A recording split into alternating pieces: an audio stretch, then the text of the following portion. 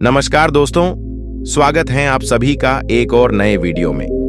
तो दोस्तों, आज की हमारी कहानी कहती है कि अहंकार एक विनाशकारी भावना है जो व्यक्ति को अंधेरे के रास्ते पर ले जाती है। अहंकार व्यक्ति के जीवन में कई समस्याएं पैदा करता है। यह उसके रिश्तों को खराब करता है और उसे सफल होने से रोकता है। अहंकारी व्यक्ति अक्सर दूसरों को दुख देता है और वह खुद भी दुखी रहता है। चलिए इसे आज की बौद्ध कहानी के माध्यम से समझते हैं और यह भी जानने का प्रयास करते हैं कि आखिर इसका समाधान क्या है और अपने अहंकार को नियंत्रित करने के लिए हम क्या कर सकते हैं। अहंकार का पतन। एक राजा की सीख बहुत समय पहले की बात है। एक समृद्ध राज्य था जिसका राजा अत्यंत बलशाली और धनवान था।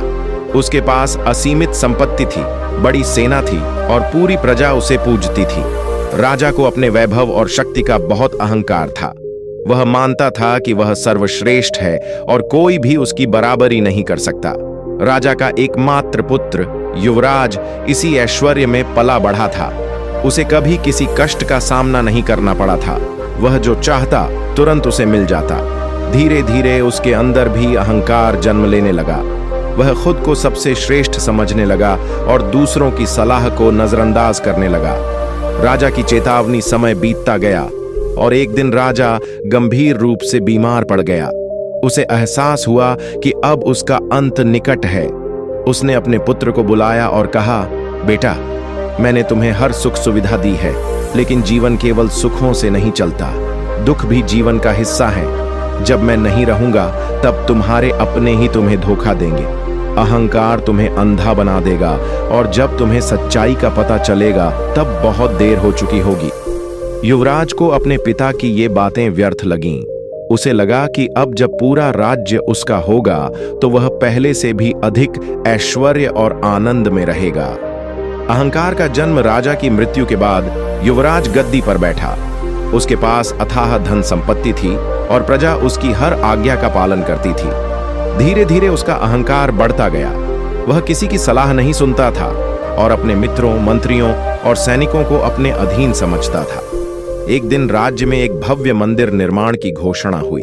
घोषणा की गई कि जो सबसे अधिक दान देगा उसका नाम स्वर्ण अक्षरों में मंदिर की दीवार पर लिखा जाएगा। युवराज को यह सुनकर लगा कि यह अवसर उसके नाम को अमर करने का है। उसने सबसे अधिक दान दिया और गर्व से सोचा कि अब उसका नाम सदा के लिए अमर हो जाएगा। असली परीक्षा दान देने के बाद जब वह लौट रहा था तो रास्ते में एक वृद्ध संत ने उससे भोजन की याचना की। युवराज ने घृणा से कहा, तुम जैसे लोग बस भीख मांगने के लिए जन्मे हो। मेहनत करो, ईश्वर के सामने झुको, तभी तुम्हारा जीवन सुधरेगा। वृद्ध संत ने शांतिपूर्वक कहा, समय के साथ सब कुछ बदल जाता है पुत्र। अहंकार क्षणिक होता है पर विनम्रता ही व्यक्ति को बचाती है। युवराज ने इस बात को हंसी में उड़ा दिया और वहां से चला गया। समय बीतता गया और धीरे धीरे युवराज की बुरी आदतों ने उसे घेर लिया। वह अपने मित्रों और दरबारियों को धन उधार देने लगा ताकि वे उसके प्रति वफादार रहें। लेकिन धीरे धीरे राज्य की अर्थव्यवस्था कमजोर होने लगी। व्यापारियों ने कर देना बंद कर दिया। मंत्रियों ने राज्य के धन का दुरुपयोग किया और एक दिन ऐसा आया जब युवराज का पूरा खजाना खाली हो गया।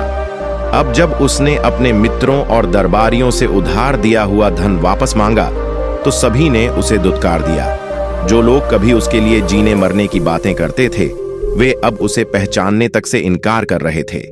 पराजय और सीख युवराज की हालत इतनी दयनीय हो गई कि वह महल से भी बाहर निकाल दिया गया। भूख प्यास से बेहाल वह मंदिर की ओर गया जहां उसका नाम स्वर्ण अक्षरों में लिखा गया था। उसने वहां के महंत से भोजन मांगा, लेकिन महंत ने कहा, भिक्षुकों को भोजन बाहर मिलता है, अंदर नहीं। और रही बात तुम्हारे नाम की तो स्वर्ण अक्षरों में केवल योग्य और उदार व्यक्तियों का नाम लिखा जाता है। इतना कहकर महंत ने तुरंत उसका नाम मंदिर की दीवार से मिटवा दिया। यह देखकर युवराज का हृदय दहल उठा।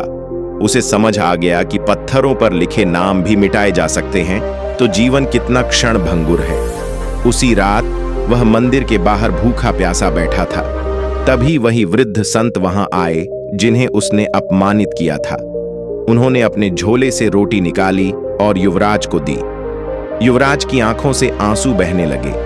मैंने तुम्हारा अपमान किया था, फिर भी तुम मेरी मदद कर रहे हो? संत मुस्कुराए और बोले, बेटा, जब तुमने मुझे अपशब्द कहे थे तभी तुम्हारी जेब से यह सोने की थैली गिर गई थी। मैंने इसे संभाल कर रखा था, यह सोचकर कि जब तुम दोबारा मिलोगे तब मैं इसे लौटा दूंगा। यह लो, यह तुम्हारा ही है। युवराज को जैसे अपने जीवन का सबसे बड़ा पाठ मिल गया। उसने संत के चरणों में गिरकर क्षमा मांगी और कहा, अब मैं समझ चुका हूं कि सच्चा सम्मान विनम्रता में है, अहंकार में नहीं। धन, संपत्ति और मित्र सब समय के साथ बदल जाते हैं, लेकिन अच्छा कर्म और विनम्रता ही हमें सच्ची शांति और सम्मान दिलाते हैं। शिक्षा इस कहानी से हमें यह सीख मिलती है कि अहंकार व्यक्ति को अंधा बना देता है और अंततः उसका पतन निश्चित होता है।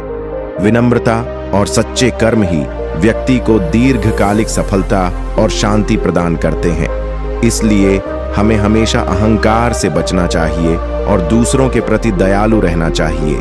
अगर आपको यह कहानी पसंद आई हो तो इसे लाइक करें और अपने दोस्तों के साथ शेयर करें। चैनल को सब्सक्राइब करना न भूलें।